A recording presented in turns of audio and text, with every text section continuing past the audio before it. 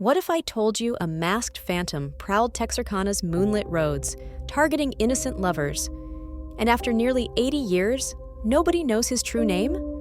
Imagine a city paralyzed with fear, families barricading their homes, while a killer vanished into shadows, leaving secrets they never wanted exposed.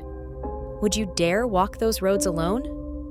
Welcome to the Secret Chronicles, where tonight's journey dredges up the unsolved horror of the Texarkana Moonlight Murders. Ready to chase the truth with us? Chapter 1. Ordinary Night, Ordinary Lives. It was just another Friday. Texarkana, February 1946. The war was over, hope was in the air. Teenagers Jimmy Hollis and Mary Jean Larry planned a simple date, maybe a movie, maybe just a drive. They dreamed about new shoes, a better job, laughter, and summer freedom. That night, they parked under sprawling oaks, thinking only of each other.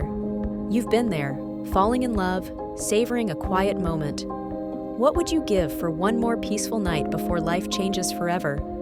The crickets hummed, the windows fogged. Every town has its rituals: groceries on Saturday, church on Sunday, doors left unlocked.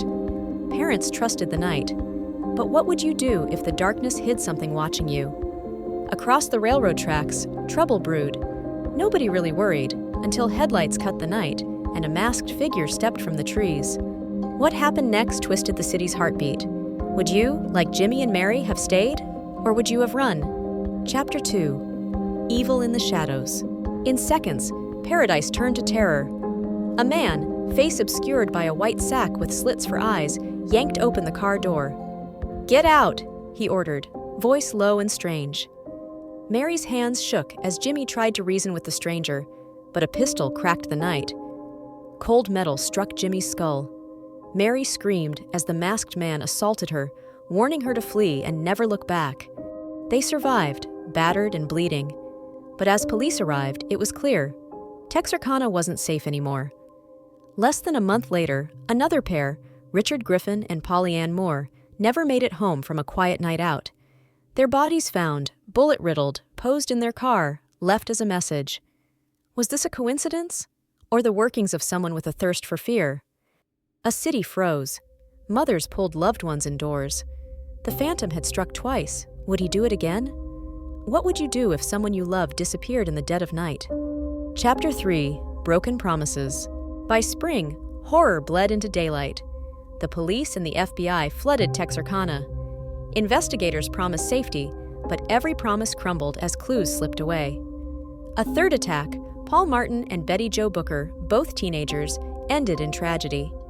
Paul was found outside his car, dead from gunshots. Betty Jo, a talented saxophonist, vanished until dawn broke. Her body, discarded under the woods, shattered a community's sense of hope.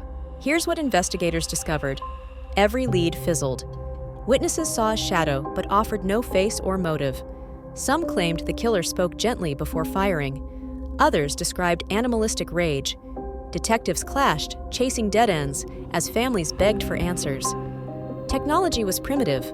No DNA, no surveillance, just fingerprints and whispers. Would you trust the world if every system you believed in failed? What would you do in a world where even the police couldn't protect you? Chapter 4. Clues Lost in Darkness. One night in May, Virgil and Katie Stark settled down at their farmhouse, away from city rumors. But evil doesn't care about distance. Through the window, a shot rang out, striking Virgil dead as he read his newspaper. Katie surged to escape, taking 2 bullets to the face, yet crawling for help until neighbors found her bleeding and delirious. Her testimony: a man lurked outside, undetected until it was too late. But here's the part that changes everything. Authorities linked this attack to the earlier murders, a phantom who didn't care where he struck. Demand for answers surged. Some detectives found boot prints, others pressed for confessions. One local man committed suicide after writing he was the killer, but evidence proved otherwise. Years later, dozens of suspects cycled through interrogation rooms, none fitting the mask. Did the phantom have a secret accomplice? Was Texarkana hiding more than the truth? If the killer could get so close, what stops him from coming back? Chapter 5. The Face Behind the Mask. Ul Swinney's name exploded in headlines. a repeat car thief whose girlfriend described murder scenes only the Phantom could know. Did Swinney boast, or was he truly the masked killer?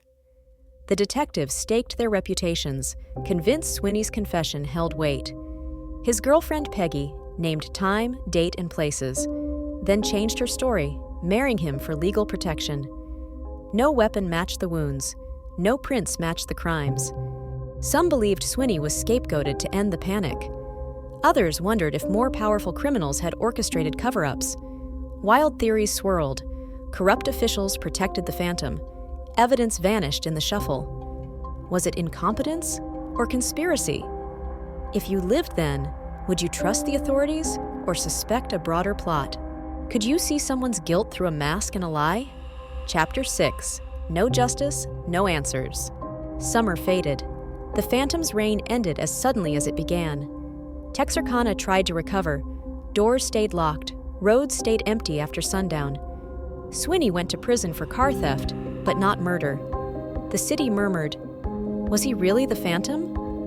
The media sensationalized Texarkana's fear, inspiring Hollywood's infamous The Town That Dreaded Sundown. But nothing filled the emptiness for families of the victims. No trial, no official confession, no hard evidence. Modern technologies failed to break the case. No DNA, no video, just cold files and dying witnesses. Residents waited for justice that never arrived. Would you ever feel safe again without justice? Who would you blame? The masked killer, the officials, or the lost evidence?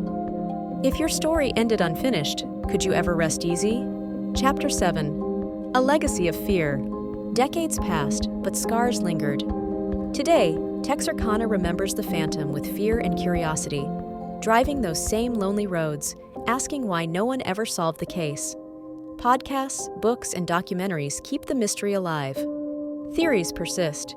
Did the Phantom die, move on, or is he watching from the shadows? Here's what the surveillance age tells us.